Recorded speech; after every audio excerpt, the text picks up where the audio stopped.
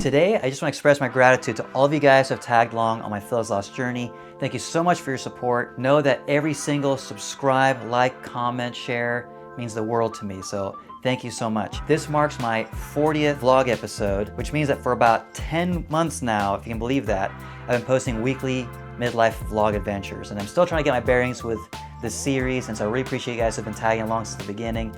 Thank you very much. On a quick side note, I was adventuring a week and a half ago, and I broke my camera. I was pretty devastated. It was probably 20 minutes into the hike. I'd done a long drive to get there. It's taken about 8 days to get the camera sent in, repaired, and sent back. I do want to thank DJI. Your customer service was fantastic. You had that camera in and out in such a short time frame. Thank you for fixing the camera. I still love it, but it is kind of fragile. So with that being said, I figured instead of not posting an episode this week at all, I would just take the opportunity to give you guys an update, maybe give you a bit of an origin story so you have a little bit of a better sense of who I am and what the impetus for this channel really is. I was born in California, but I moved to Costa Rica when I was about 2 years old. My parents thought it'd be a great place to grow up, and frankly, I agree. When I was 9 years old, came to the United States again and moved to the Midwest. Now, Springfield, Missouri is now home, but at the time when I was that young kid, it was a bit of a culture shock. I just didn't feel like I related initially because culturally it's quite different. And so when I was young, I spent a lot of my time working on videos. It was kind of a great escape for me to have my dad's camcorder, get a VCR, sometimes two, plug them all up, do short skits and claymations and build things and knock them over and blow them up, and that was just my entertainment, and it was a creative vessel for me, and I could just spend hours and hours doing that by myself and not have to rely on anybody for entertainment purposes.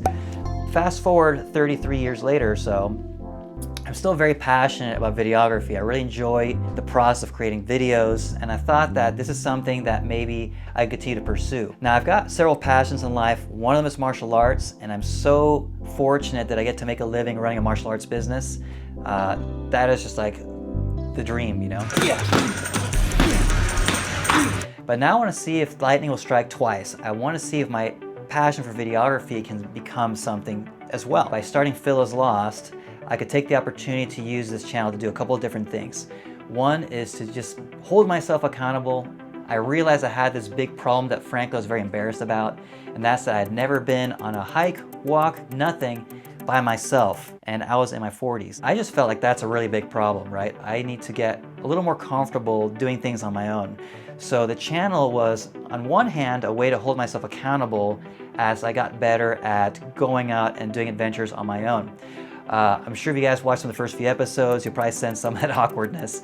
Fast forward to today, I'm quite a bit more comfortable with it.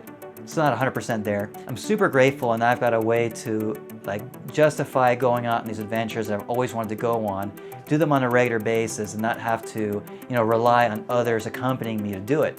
But of course, there's got to be a twist. So knowing myself, I knew I was going to need more than just the decision to post a weekly video to carry through.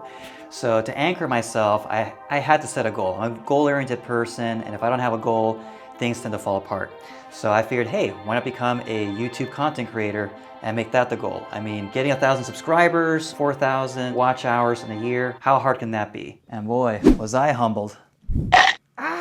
But hey, it's been a fun journey. I've learned so much, and I've been, frankly, a little obsessed. I've been studying, thumbnails, titles, how to make the intros catchy, how to make the videos more valuable, more entertaining. Because the goal is not to make this channel all about me. I understand that that's kind of the wrong approach if you want to succeed in this environment. At the same time, I'm trying to break certain mindsets and habits, and so that's been a little bit tricky too. Sometimes I feel like I'm right back where I started, but other days I get small wins and I get so encouraged. But at the end of the day, I'm not a quitter, so I am gonna stick with it. Worst case scenario is I have an accumulation of awesome adventure videos that I can reflect on when I'm old and gray. Best case scenario is I succeed. So I really have nothing to lose. I'm really enjoying the process. I'm getting lots of video editing experience. And of course, I'm getting to achieve the greatest goal, which is bettering myself by going on these adventures, becoming a more free spirit. Even when I have those days I feel frustrated that I'm not seeing those results I thought I could achieve, doesn't mean that I'm a quitter. And if anything else, I would say that's the main lesson. That being said,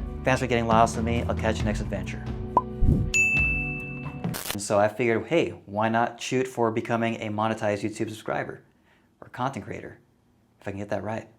words come out of my mouth all wrong.